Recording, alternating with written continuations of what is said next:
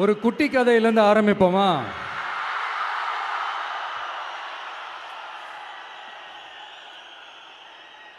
ஒரு பெரிய ஊர், ஒரு 4 ரோடு ஜாயிண்ட் ஆகிற மாதிரி ஒரு ஜங்ஷன், ஒரு பிஸியான ஏரியா, ஆள் நடமாட்டம் அதிகமாக இருக்கக்கூடிய ஒரு ஏரியா. அங்கே சென்டரில் ஒரு முரட்டு ஜல்லிக்கட்டு காலை ஒன்று நின்றுட்டு இருக்குது. காலில் மண்ணை வீசிக்கிட்டு சீறிக்கிட்டு அப்படியே நின்றுட்டுருக்குது. யாருமே பக்கத்தில் போக முடியல. அந்த இடம் ஒரு கேஷுவலாக மாறணும் அப்படின்னா அந்த காளையை அடக்கி அமைதி ஆக்கினா தான் மறுபடியும் ஒரு பேக் டு நார்மல் சுச்சுவேஷனுக்கு அந்த இடம் மாறும். அந்த ஊரில் இருக்கிற ஒரு சில பேருக்கு மட்டும்தான் அந்த காளை அடங்கும். அவங்க யாருமே அங்கே இல்லை. ஆனால் அந்த க்ரௌடில் இருந்த ஒரு சில பேர், ஆல்ரெடி அந்த காளையை அடக்கணவங்களோடு இருந்த ஒரு சில பேர், எங்களுக்கு இல்லாத அனுபவமா? நாங்க பார்க்காத காளையா? நாங்க பார்க்காத மாடா? நாங்க போய் அடக்குறோன்னு சொல்லிட்டு உள்ள போறாங்க. ஒருத்தராலையும் அந்த காளையை தொடக்கூட முடியல. எல்லாரையும் அடிச்சு வீசி தூக்கி போட்டுருச்சு. இப்போ என்னடா பண்றது அப்படின்னு பார்க்கும்போது அந்த கூட்டத்தை விலக்கிட்டு ஒரு சின்ன பையன் ஒரு என்ட்ரி ஒன்று கொடுக்குறான். உங்களுக்கு தான் தெரியும்ல, டேய் எங்களாலே முடியல, நீ எல்லாம் என்னத்தை போய் கிழிக்க போற? எங்களுக்கு அவ்வளோ அனுபவம் இருக்குது, நாங்களே அடிபட்டு ஓரமாக படுத்து கிடக்கிறோம். இவன் விளையாட்டுத்தனமாக ஏதோ பண்ணிட்டு கிடக்கிறான், பாவம் அந்த காளைகிட்ட போய் அடிபட்டு சாவ போகிறான்.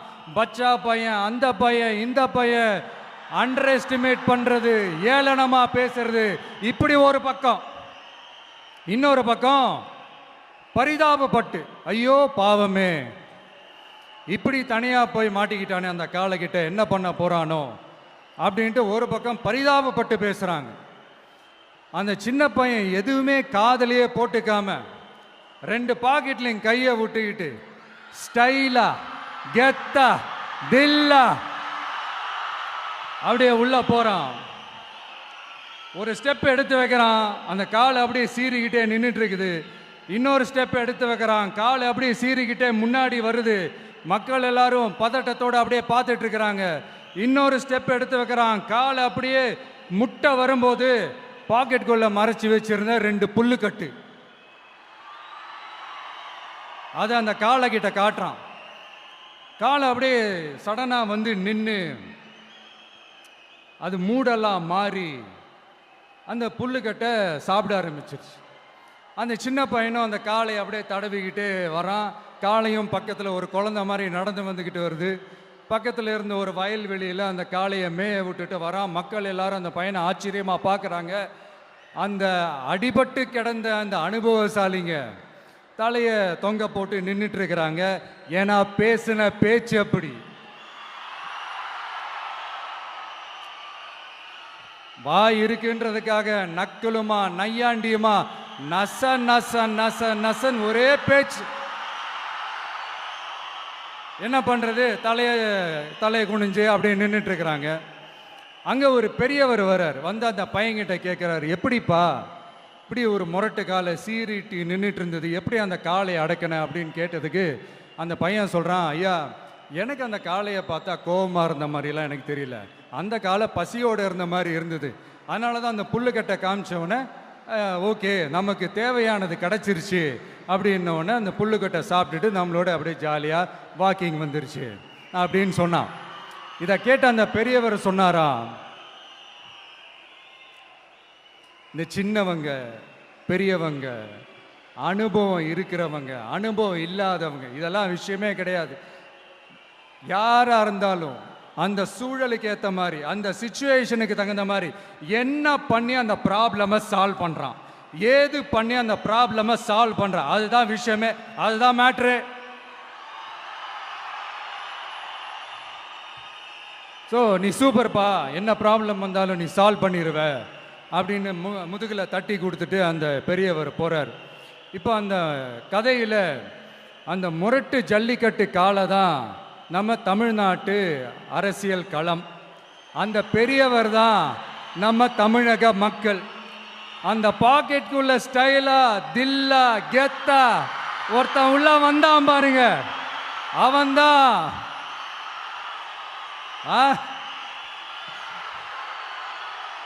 நான் இல்லைங்க, நான் இல்லை, நானு நீங்க நாம எல்லாருமா சேர்ந்து மாபெரும் மக்கள் சக்தியா இருக்கக்கூடிய நம்ம டிவிகே, அதுதான் அந்த சின்ன பையன்.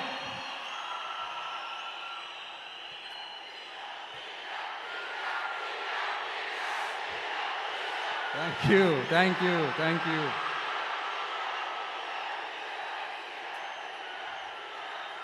மக்களை நேசிக்கிற ஒரு நல்ல தலைமை இல்லாததுனால இத்தனை வருஷமா வேற வழி இல்லாம ஸ்டாலின் சார் கொடுத்த அந்த பொய்யான வாக்குறுதிகள் எல்லாத்தையும் நம்பி ஏமாந்த நம்ம மக்களுக்கு சரியான நேரத்தில் ஒரு வெகுஜன மக்கள் இயக்கமா வந்தது தான் நம்ம டிவிக்கு.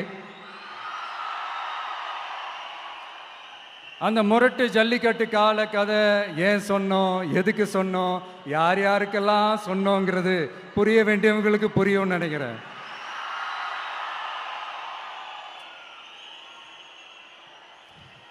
இப்போ நாம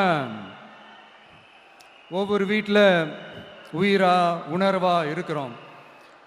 ஆனால் நான் உங்கள் எல்லாரையும் நேரில் சந்திக்கணும், நீங்கள் இருக்கிற ஊருக்கே உங்களை சந்திக்கணும் அப்படின்றது தான் எனக்கு மனசில் இருக்கிற ஒரு பெரிய ஆசை.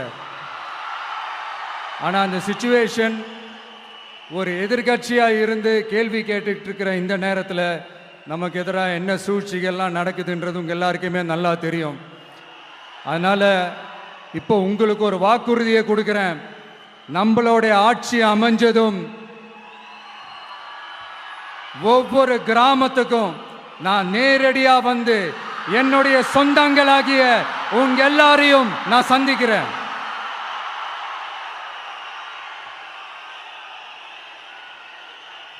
கொஞ்ச நாளைக்கு முன்னாடி நம்ம ஸ்டாலின் சார் ஒரு உருட்டு ஒன்று உருட்டினாரு, நீங்க கேள்விப்பட்டிருப்பீங்க. இப்போ வரப்போற எலெக்ஷன் எதுக்கான எலெக்ஷன்? நம்ம சட்டமன்ற தமிழ்நாடு சட்டசபைக்கான ஒரு தேர்தல் இல்லையா? இதே தமிழ்நாட்டுக்கும் டெல்லிக்குமான ஒரு எலெக்ஷன் அப்படின்னு சொல்றாங்க. இன்னும் கொஞ்சம் மேலே போய் தமிழ்நாட்டுக்கும் என்டிஏவுக்குமான ஒரு எலெக்ஷன் அப்படின்னு சொல்றாங்க. என்ன சார், டெல்லியில் ஏதாவது நிற்க போறீங்களா? அப்புறம் ஏன் தமிழ்நாட்டுக்கும் டெல்லிக்குமான ஒரு எலெக்ஷன் சொல்றீங்க? அப்புறம் இது ஏதாவது பார்லிமெண்ட் எலெக்ஷனா? பிரதமர் பதவிக்கு ஏதாவது போட்டி போடுறீங்களா? அப்புறம் ஏன் அதை தமிழ்நாட்டுக்கும் என்டிஏவுக்குமான ஒரு எலெக்ஷன் சொல்றீங்க? எங்களுக்கு புரியலையே சார், இது என்ன லாஜிக்னு எங்களுக்கு புரியலையே. எந்த எலெக்ஷனை எப்படி டீல் பண்ணணும், எப்படி ஹேண்டில் பண்ணணுன்றது நம்ம தமிழ்நாட்டு மக்களுக்கு தெளிவாக தெரியும். நம்ம தமிழ்நாட்டு மக்கள் மாதிரி ஒரு தெளிவான மக்களை நீங்க பார்க்கவே முடியாது. சூப்பர் கிளாரிட்டியோட சூப்பர் மக்கள் சார் நம்ம மக்கள். இந்த போருக்கு போறதுக்கு முன்னாடி தான் இந்த படை பரிவாரங்களோட போவாங்கன்னு கேள்விப்பட்டிருக்கிறேன். ஆனா நீங்க என்னடானா இந்த ஒன்றுத்துக்கும் உதவாத இந்த பால் டப்பாவை உருட்டிக்கிட்டு இருக்கீங்களே சார். உண்மையிலே இந்த எலெக்ஷன் எதுக்கான எலெக்ஷன் சொல்லட்டுமா?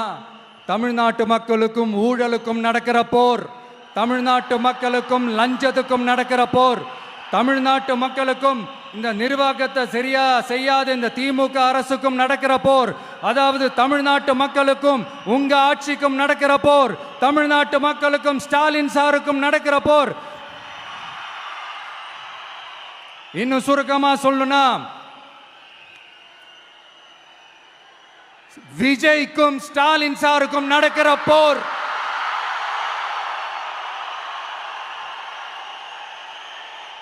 இதுக்கு நடுவுல இந்த என்டிஏ டெல்லி இதெல்லாம் என்ன லாஜிக்னே புரிய மாட்டேங்குது சார். தமிழ்நாடு தான் விஜய், இந்த விஜய் தான் தமிழ்நாடு.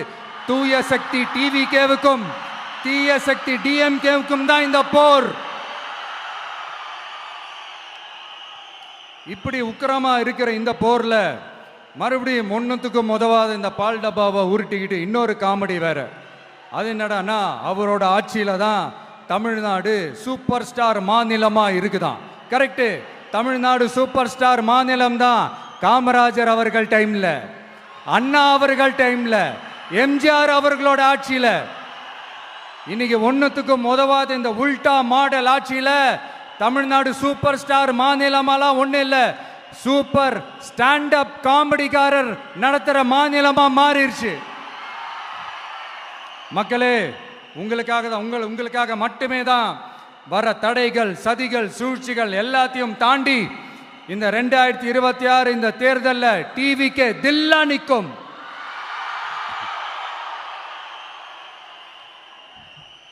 இதுவரைக்கும் நடந்த எலெக்ஷன் வேற, இப்ப நடக்க போற எலெக்ஷன் வேற. ஒவ்வொரு 5 இயர்ஸுக்கும் நடக்கிற எலெக்ஷன் மாதிரி இதை நினைச்சிடாதீங்க. 50 வருஷத்துக்கு ஒரு வாட்டி நடக்க போற ஒரு எலெக்ஷன் மாதிரி இது. அதிசய எலெக்ஷன். ஒரு எலெக்ஷன்ல அவங்களோட எதிரிகளை தான் எதிர்ப்பாங்க, அப்படிதான் எதிர்ப்பாங்க, அதுதான் யதார்த்தமும் கூட. ஆனா இந்த எலெக்ஷன்ல தான் ஒட்டுமொத்தமா எல்லாருமா சேர்ந்து ஒருத்தனை எதிர்க்கிறாங்க.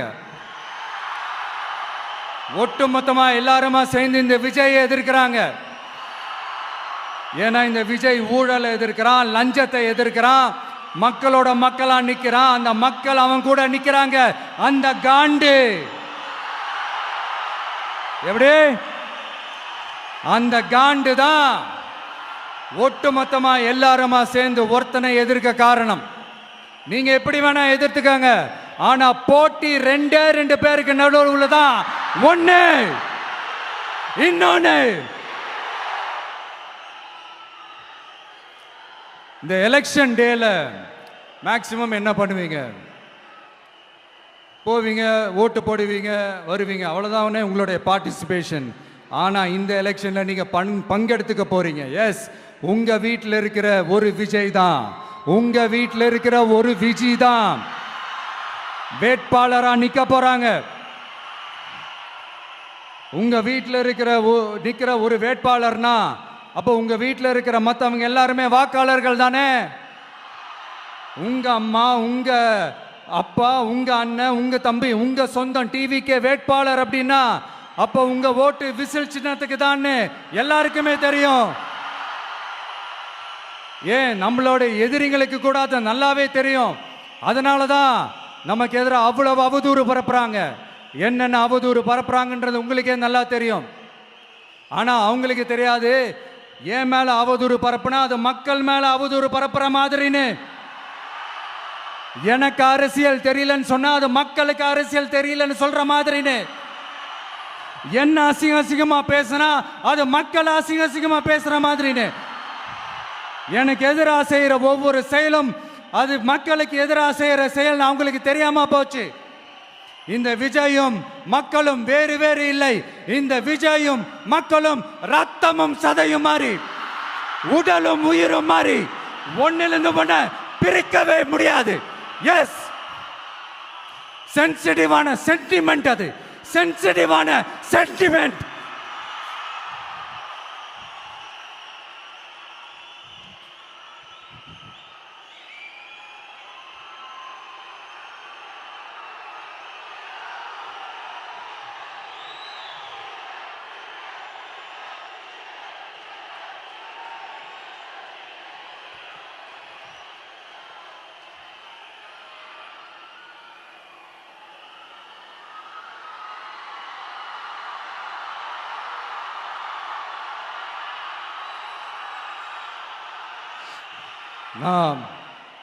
சாரி, இதை யாரும் அசைக்க முடியாது. மக்களை நேசிக்கிற விஜய் வேணுமா? மக்கள் விரோத ஆட்சி நடத்துற ஸ்டாலின் சார் வேணுமா? இந்த விஜய் நம்புறீங்களா, ஸ்டாலின் சார் நம்புறீங்களா? Proof, this is the proof.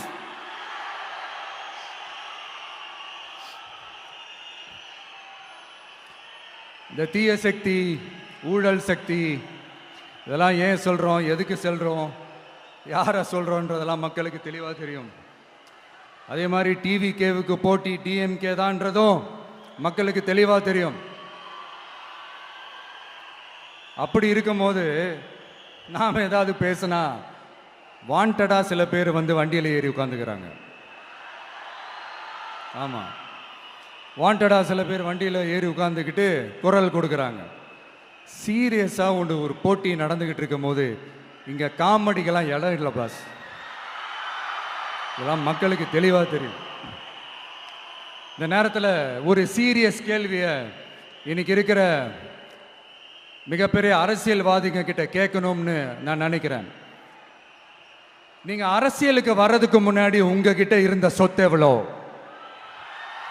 அரசியலுக்கு வந்ததுக்கு அப்புறம் இன்னைக்கு உங்ககிட்ட இருக்கிற சொத்து எவ்வளோ? அதை ஓப்பனா டிக்ளேர் பண்ண முடியுமா? அப்படி வந்த காசெல்லாம் என்னென்ன தொழில் செஞ்சு வந்துச்சு, என்ன வேலை செஞ்சு வந்துச்சு? உண்மையிலே நீங்க உழைச்சி சம்பாதிச்ச காசா, இல்ல ஆட்சி அதிகாரத்துக்கு வந்ததுக்கு அப்புறம் ஆட்டைய போட்ட காசா? இதெல்லாம் ஓப்பனா டிக்ளேர் பண்ண முடியுமா? இதெல்லாம் நம்ம கேட்டா எல்லா ஊழல்வாதிகளும் ஒன்னா சேர்ந்து நம்ம மேல சேத்தவாரி வீசுவாங்க. அதை பத்தியெல்லாம் நமக்கு கவலை இல்லை. ஏன்னா நாம யாருன்னு மக்களுக்கு நல்லாவே தெரியும்.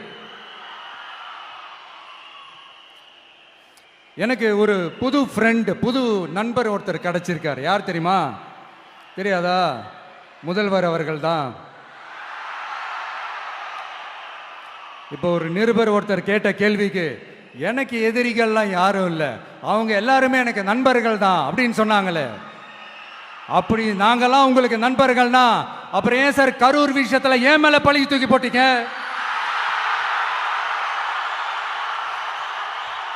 உங்களுக்கு மனசாட்சின்னு ஒண்ணு இருந்தா அப்படி பேசிருப்பீங்களா?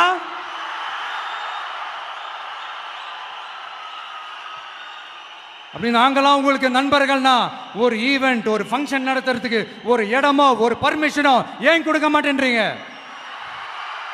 எல்லாத்தையும் நீங்களே பண்ணிட்டு போற போக்கில் அப்படியே பொய்களா அடிச்சு விட்டுக்கிட்டு இருக்கீங்க. உங்களோட உண்மையான நண்பர்கள் யாருன்னு சொல்லட்டுமா? லஞ்சம், ஊழல், அரசியல் ஆதாயம், இதெல்லாம் தான் உங்களோட உண்மையான நண்பர்கள்.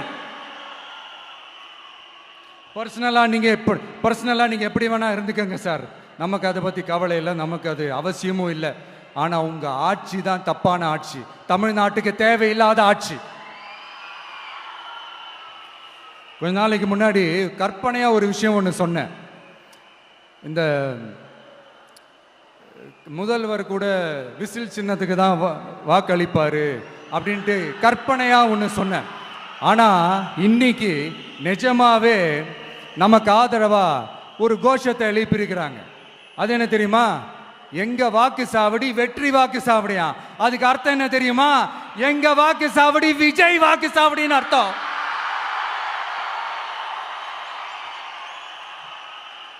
அது சரி, மக்களோட இந்த ஆதரவை பார்த்துட்டு அவர் அறியாமலே எப்படி பேசிட்டாரு என்னமோ தெரியல. 50 வருஷம் எக்ஸ்பீரியன்ஸ் அரசியல்ல, உண்மை என்னன்னு ஒத்துக்கிட்டு தானே ஆகணும்.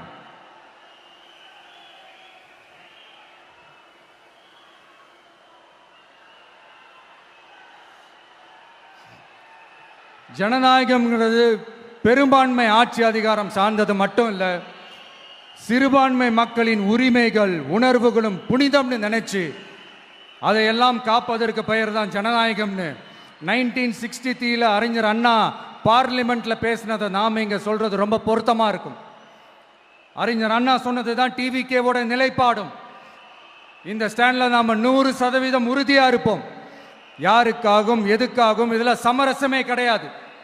மதச்சார்பற்ற சமூக நீதி தன்மை தான் நம்ம அடிப்படை கொள்கைகள் ஒன்று, அதில் எந்த மாற்றமும் எப்பவும் கிடையாது. ஆனால் இதெல்லாம் மறந்துட்டு எப்படியாவது எதையாவது செஞ்சு ஓட்டு வாங்குறதுக்காகவே இங்கே சில பேர் இருக்கிறாங்க. அவங்கள மாதிரி நமக்கு அப்படி சில பிரச்சனைகள்ல எரியற நெருப்புல எண்ணெயை ஊத்துற எண்ணமே இல்லை.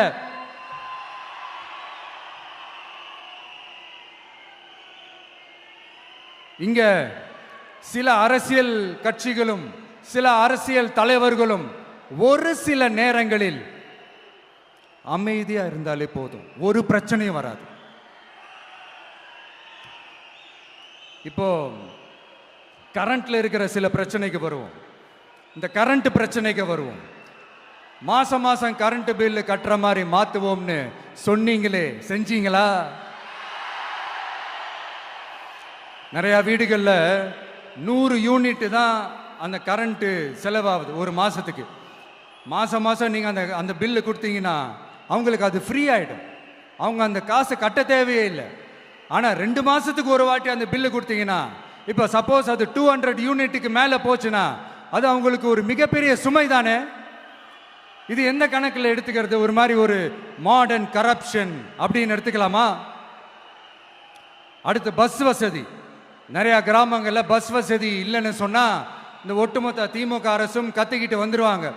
நாங்கள் பஸ் விடாத கிராமங்களே இல்லை அப்படின்னு சொல்லுவாங்க. அப்படியே அது உண்மை அப்படின்னா முதல்வர் அவர்கள்கிட்ட நம்ம தங்கச்சி ஒருத்தவங்க ஒரு கேள்வி கேட்டாங்களே, எங்க ஊருக்கு ஒரு மினி பஸ் ஆவது விடுங்க சார் அப்படின்னு கேட்டாங்களே, அது எந்த கணக்கில் எடுத்துக்கிறது? நிறைய மலை கிராமங்கள்ல பஸ் வசதி இல்லை, நிறைய மலை கிராமங்கள்ல ஹாஸ்பிட்டல் வசதி இல்லை.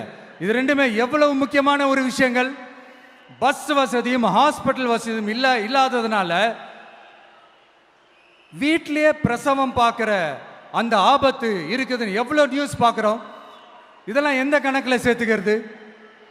அடுத்து இது எல்லா மீட்டிங்லேயும் பேசுறதுதான், பெண்களுக்கு பாதுகாப்பு நம்பர் 1 இருக்குது தமிழ்நாட்டில் அப்படின்னு சொல்றாங்க. அப்புறம் அது என்ன வி சேஃப் மாடலா? பெண்கள் என்ன சொல்றாங்க தெரியுமா? அது வி சேஃப் மாடல் இல்ல, வி ஆர் நாட் சேஃப் மாடல்னு சொல்றாங்க. இப்படி இருக்கிறப்போ தமிழ்நாட்டில் எங்க போனாலும் பெண்களுக்கு பாதுகாப்பு அப்படியே கொட்டி கிடக்குதான். இப்படி சொன்னா எப்படி சார்? கேட்கறவங்களாம் என்ன கேசரி சாப்பிட்றாங்கன்னு நினைச்சீங்களா?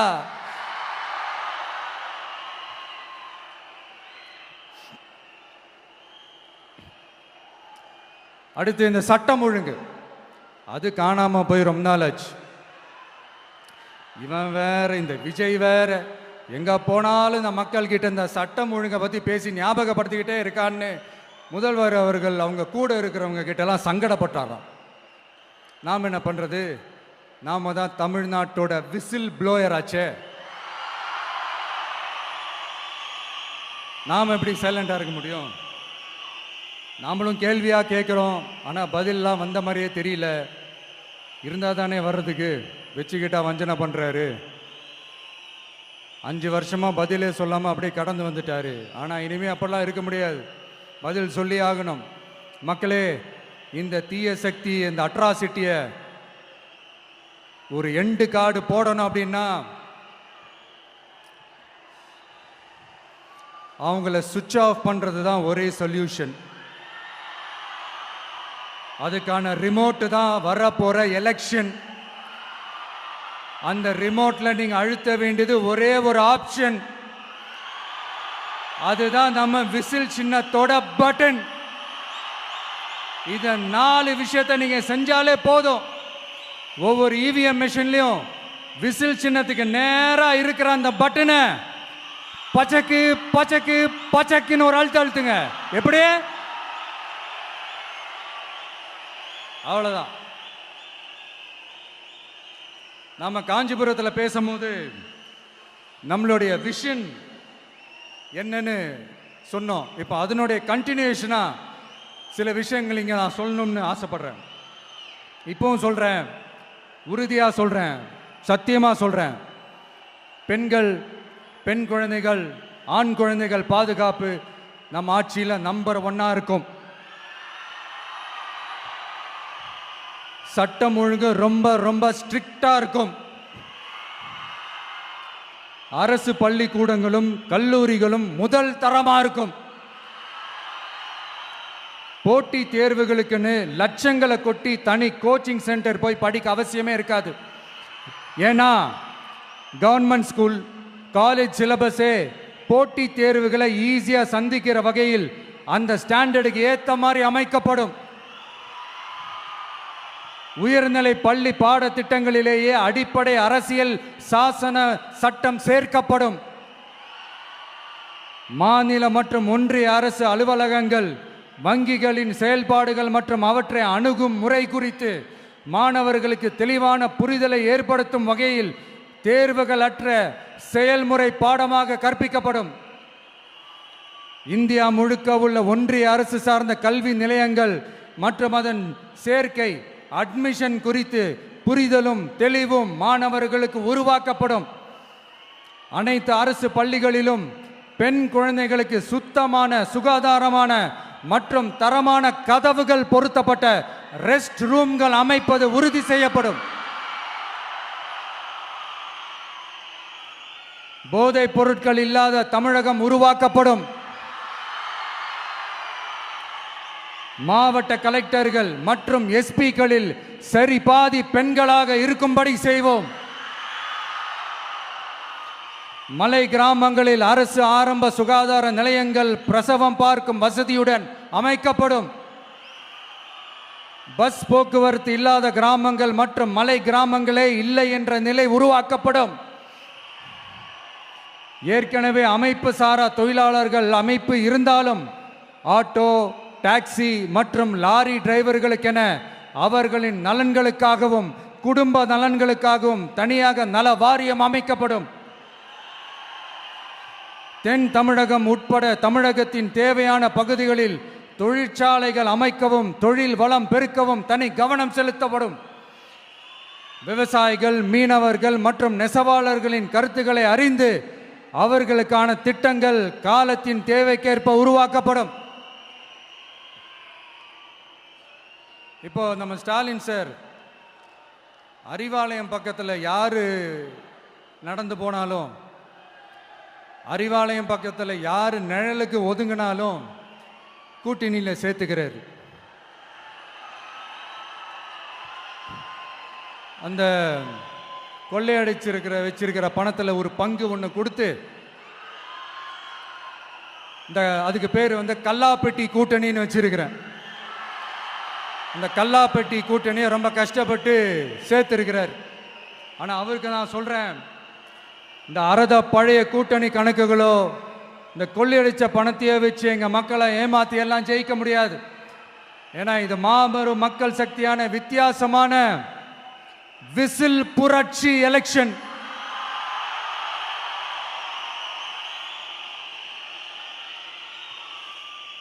உங்களோட நான் இருக்கேன், நம்மளோட நம்ம மக்கள் இருக்கிறாங்க. இதுக்கு மேல என்ன வேணும்? கான்பிடென்ட்டா இருங்க, நல்லதே நடக்கும், வெற்றி நிச்சயம். மீண்டும் சந்திக்கும் வரை நன்றி, வணக்கம்.